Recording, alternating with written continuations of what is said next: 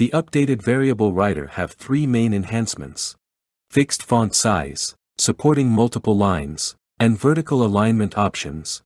Fixed font is done by checking the box that says max string length and picking a number. Along with the scale of the variable writer object, a font size will be decided. This will make sure the font size is fixed until the whole space is filled. This will also allow the second enhancement, supporting multiple lines, to take effect. This will be seen when the variable value exceeds the max string length, whether it's a value written from the Composer or Studio like this,